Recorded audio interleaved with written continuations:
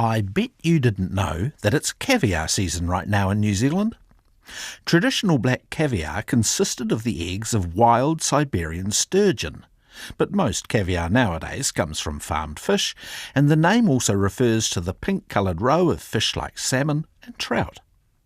Mount Cook Alpine Salmon in the Mackenzie District began experimenting with caviar 3 years ago and is in the midst of its short harvest period. Sally Murphy caught up with the company's chief executive, David Cole. We have a separate farm that we've set aside to grow these special fish, so that we grow them to a larger size than our conventional production freshwater king salmon. So these fish would grow to around 7, 8, 9 kilos, and we feed them with a special feed that has a higher level of protein to give that extra growth. Our aim with this farm, I suppose, is to grow a very special fish that can exemplify and demonstrate, the very pinnacle of the way to taste and experience a freshwater king salmon, and that's through these very precious unfertilised eggs. And so how do you actually collect the caviar? We grow all of our freshwater king salmon in the hydro canals in Mackenzie country there. So we have 6 or 7 farms up there, and we have one of them, a smaller one, that's purely dedicated to growing the caviar fish. And it takes, at least 3, maybe 4 years to be able to grow a fish to that size before we can harvest it and collect the eggs. So you actually cull the fish, cut it open and collect the caviar from inside? That's correct, yes. There are operations around the rest of the world that do harvest and grow caviar from Atlantic salmon. It doesn't taste as good as our freshwater king salmon, but in those operations, Atlantic salmon, you don't have to kill a fish to harvest the eggs. Very different with a king salmon. It's just the genetic makeup. It's very different fish. Can you then use the salmon part of the fish as well? No, we can't really.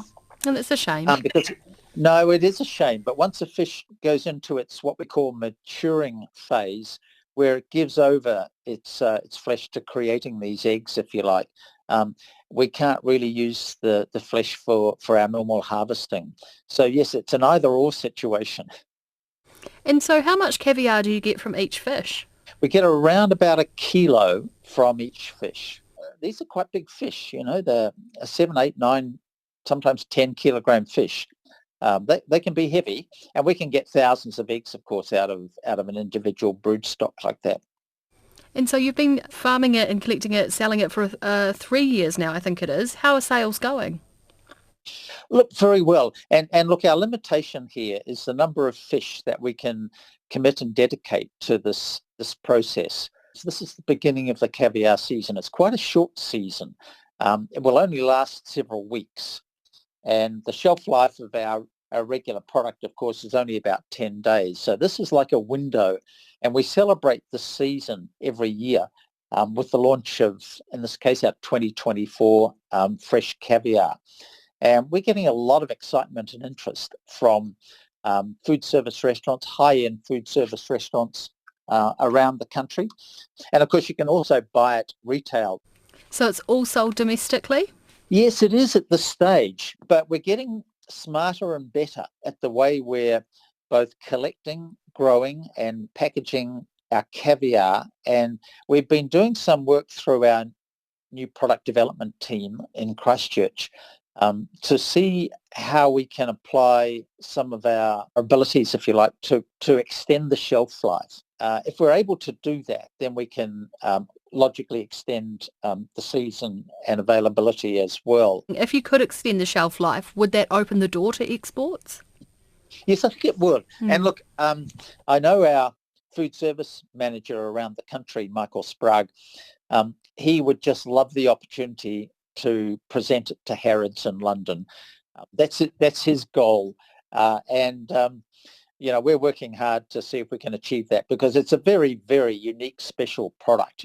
There's nobody else in the world that is growing king salmon caviar the way we are, purposely for this function. Sometimes you'll find other salmon producers might just extract the roe from a fish that's essentially matured, but we're very fastidious about the quality of the silky texture, these pearl-sized beads, if you like, that just pop in your mouth. It's quite an exquisite sort of experience.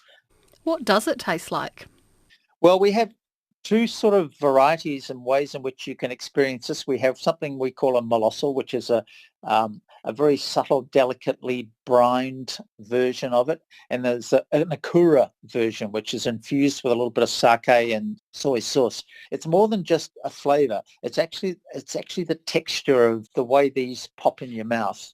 And how much are you expecting to harvest this season? It's going to be around about that 500 kilos this year. That translates into about 8,000 to 10,000 tins.